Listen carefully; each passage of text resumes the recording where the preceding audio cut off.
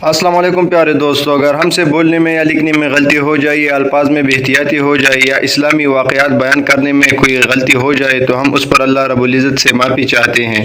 بے شک وہ معاف کرنے والا ہے، آپ بھی ہمیں معاف کریں۔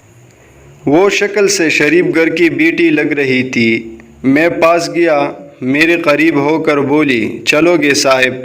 میں نے پوچھا، کتنے پیسے لوگے؟ کہنے لگی، آپ کتنے دیں گے؟ میں نے اس کی نیلی سی آنکھوں میں جھانک کر دیکھا، وہ بے بس سی تھی۔ میں نے بولا، آؤ کار میں بیٹھو۔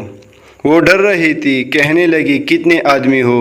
میں نے کہا، ڈرو نہیں، میں اکیلا ہی ہوں۔ وہ خاموش بیٹھی رہی، پھر کہنے لگی، آپ مجھے سگریٹ سے اذیت تو نہیں دو گے نا؟ میں مسکرایا، بالکل بھی نہیں۔ پھر اس نے ایک لمبی سانس بھری، آپ میرے ساتھ کوئی ظلم تو نہیں کریں گے نا؟ آپ چاہے مجھے 500 کم دے دینا، لیکن میرے ساتھ برا نہ کرنا پلیز۔ وہ بہت خوبصورت تھی، معصومیت اس کی باتوں سے ٹپک رہی تھی، پھر بھی خدا جانے وہ کیوں جسم بیچنے پر مجبور تھی۔ وہ نہیں جانتی تھی میں کون ہوں۔ میں نے پوچھا، کھانا کھایا ہے؟ کہنے لگی، نہیں۔ میں ہوٹل کے سامنے کار رکی، ہوٹل والا مجھے جانتا تھا۔ اس نے جلدی سے کھانا پیک کیا، مجھے دیا، میں کار میں بیٹھ گیا۔ آ کر میں اپنے آفس کی طرف چل دیا۔ چوکیدار نے دروازہ کھولا، میں نے کار پارک کی۔ رات کے 11 بج رہے تھے، سب اپنا اپنا کام کر رہے تھے۔ وہ مسلسل میری طرف دیکھے جا رہی تھی۔ میں نے کھانا پلیٹ میں ڈالا، اسے کہا، ہاتھ دھو لو۔ وہ کہنے لگی، میں نے نہیں کھانا۔ میں نے پیار سے کہا، ڈرو نہیں، کچھ نہیں ہوگا۔ وہ ہاتھ دھو کر آئی، میرے سامنے کرسی پر بیٹھ گئی اور کھانا کھانے لگی۔ جب کھانا کھا لیا تو کچھ کھانا بچ گیا، کہنے لگی، یہ میں گھر لے جا سکتی ہوں؟ میں مسکرایا، بالکل بھی نہیں۔ وہ چپ ہو گئی، برقع اتارنے لگی۔ میں نے کہا، رک جائیے، میرے پاس آ کر بیٹھ جائیے۔ وہ حیران تھی، میرے آنکھوں میں دیکھ کر بولی، جلدی سے اپنا کام کرے، مجھے واپس چھوڑ آئیے۔ میں نے کہا، نہیں پوچھوں گا، کیوں کرتے ہو ایسا؟ کیوں بیچتے ہو جسم؟ بس اتنا کہوں گا، چھوڑ سکتے ہو کیا یہ سب؟ وہ میرے چہرے کی طرف دیکھنے لگی، آپ پاگل لگ رہے ہیں مجھے۔ میں نے اس کی آنکھوں میں دیکھا، ہاں پاگل ہی ہوں میں، سب پاگل ہی سمجھتے ہیں مجھے۔ وہ کہنے لگی، اگر کچھ کرنا نہیں ہے تو مجھے واپس چھوڑ کر آؤ۔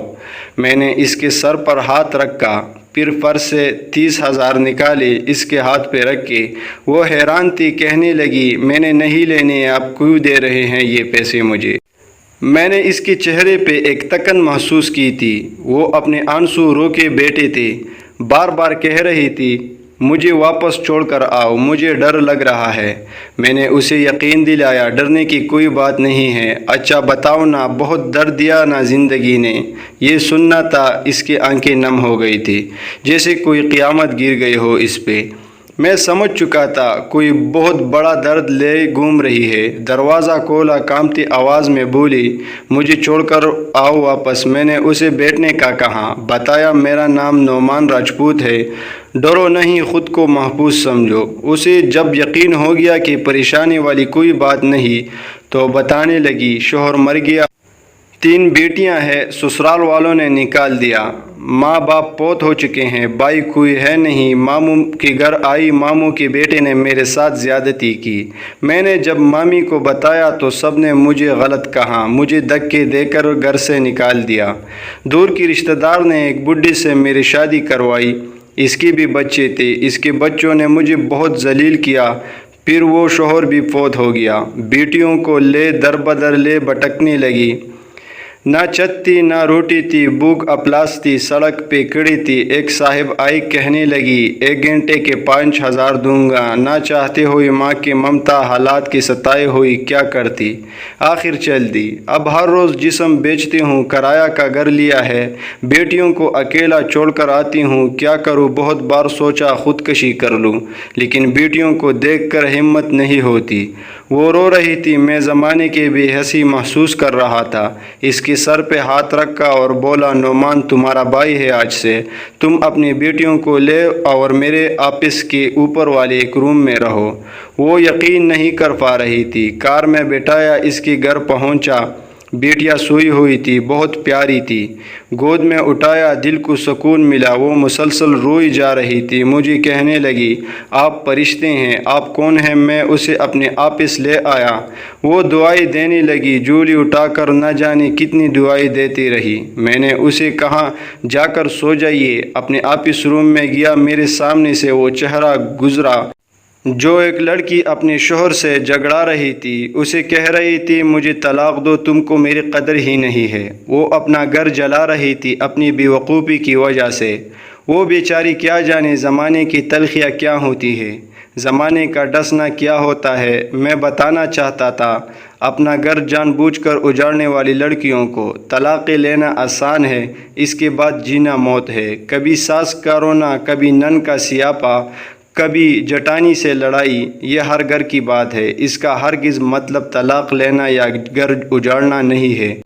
کم عمری میں ہی میرے سر کے بال سفید ہو گئے ہیں ہزاروں آنکھوں کے آنسو دیکھ کر۔ اپنے گھروں کو آباد رکھو، خدا کی قسم ایک وقت آتا ہے کہ نہ بھائی حال پوچھتی ہے، نہ سگی بہنیں، سب وقت کے ساتھ چہرے کے نقاب بدل لیتے ہیں۔ نعمان ہر جگہ ہر کسی کو تامنے کے لیے کھڑا نہیں ملے گا۔ ہاں، میرے قلم شاید کسی کو بربادی سے پہلے بچا لے۔ ہم سفر کیسا بھی ہے، وہ تمہاری ڈال ہے۔ شادی کے بعد سگے بھائی سے خرچہ لینا بھی بھیک مانگنے جیسا لگتا ہے۔ میرے باتیں وہ عورت سمجھ سکتی ہے جس پہ ایسا کچھ گزرا ہو۔ ہم سفر جیسا بھی ہے، وہ تمہارا لباس ہے۔ یاد رکھنا، زمانے کے لیے تم صرف گوشت کا ایک ٹکڑا ہو۔ وہ زمانے گزرے، مدت ہوئی جب رشتوں کا پاس رکھا جاتا تھا، اب رشتوں سے کھیلا جا سکتا ہے، ہوش پوری کی جا سکتی ہے، پھر پھینک دیا جاتا ہے۔ دوستو، یہ تھے ہماری آج کی سٹوری۔ اگر آپ لوگوں کو پسند آئی ہے تو کامنٹس میں ضرور بتائیں، اور آپ سے درخواست ہے کہ ہمارا چینل ضرور سبسکرائب کریں۔ ملتے ہیں انشاءاللہ اگلی دفعہ ایک نئی ویڈیو کے ساتھ، تب تک کے لیے اجازت دے دیجیے۔ خدا حافظ۔